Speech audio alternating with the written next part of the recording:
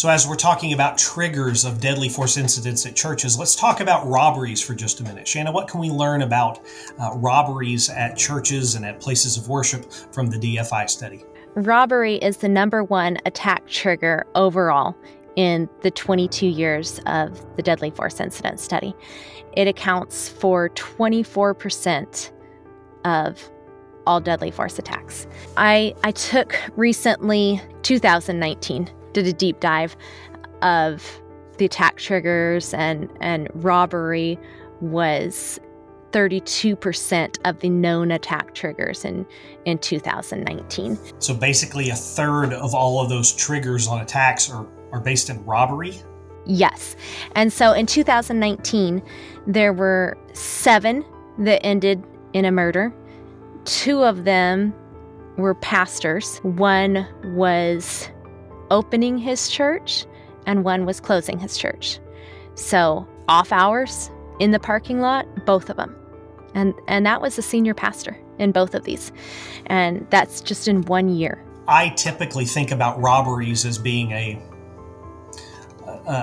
not such a big deal, right? It's just stuff. They'll take the stuff.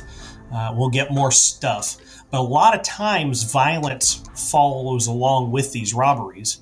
And if somebody can, murder the only witness to this and think they can get away with it, then they very well might act in deadly force incidents. Absolutely. And so there are 2 more in 2019 that involved pastor or clergy that I wanted to talk about. They weren't killed. So in January 2019 in Charlotte, North Carolina, man came off hours again. The pastor was there during the day.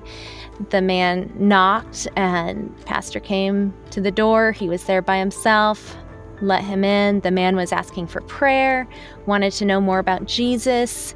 So the pastor's counseling with him, prays with him.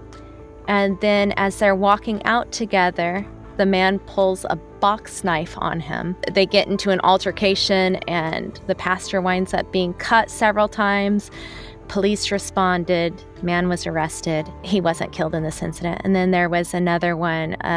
There was a priest outside of a Catholic church in Houston, and he was praying when he was ambushed by 4 guys that beat him down. And the priest was on his knees praying as one of the guys had a gun to the back of his head and shot twice.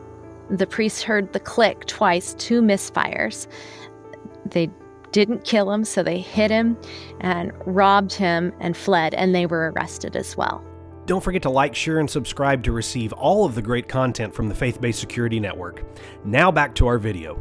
These are just some of the few robberies that I took out of the year 2019. So one of them starts seemingly innocently and ends with a box cutter, which, again, cutting instruments, that's a very big common weapon in the DFI. We see a lot of people using that.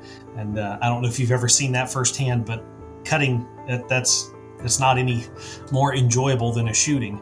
And then the other one, you end up seeing somebody trying to shoot, and it's just God messing up the firing pin or the ammunition in that case that kept that priest alive. Yeah, it's amazing. So let's talk about what most people think of when we're talking deadly force incidents, and that's the mass murder at houses of worship. When it comes to robbery, which is our number one trigger, there has only been 1 in these 17 incidents that the trigger was robbery.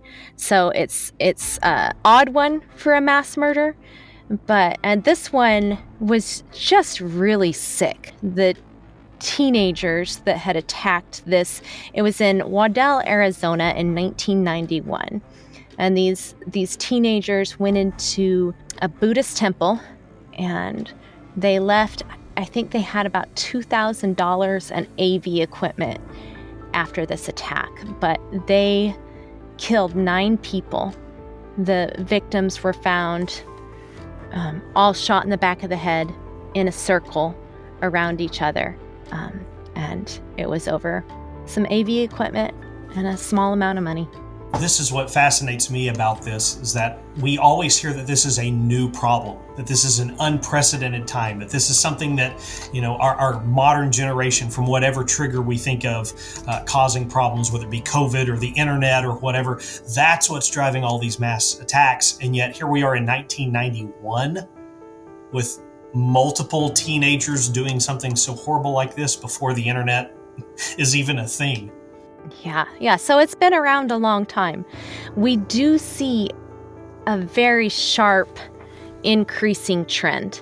Our DFIs that we've been tracking, if you put it on this graph, and you can see how sharp that uptick is. And then 2020, which is the last year we have completed, it drops down. But if you look at it, it doesn't drop down to even the level of the years, the 2 years prior, yes, but before that, it's still up there. And most of our churches were closed for a good portion of 2020. Yeah, when churches are closed, there's going to be less people at the church. Therefore, we're not seeing as many deadly force incidents. So that's one of those things that if you look at it isolated, you get one assumption. But if you realize what churches looked like in the middle of COVID, well, that sort of makes sense that you would see a little bit of a dip there. Right.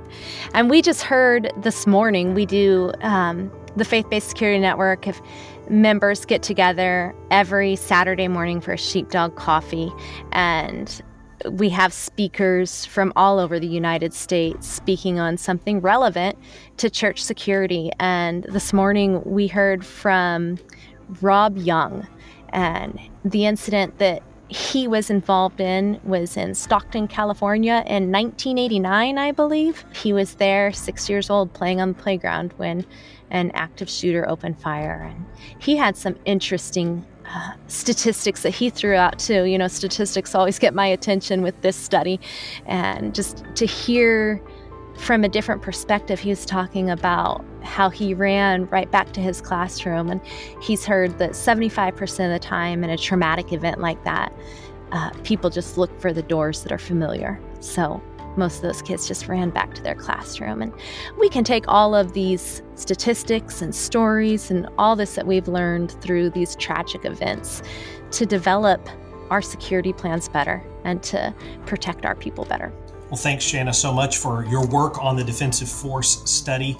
Where can people go if they want to learn more about DFIs and just kind of look at these statistics, look at these stories, and try to use them to better inform their church security team? Thank you for asking that question. This is a free resource that the FBSN puts out. We do have membership, and that's where the Saturday morning thing comes in. But these statistics, we want as many people to get a hold of as they can. So it's FBSNamerica.com/deadly force study. And we'll have a link to that down in the description of this video.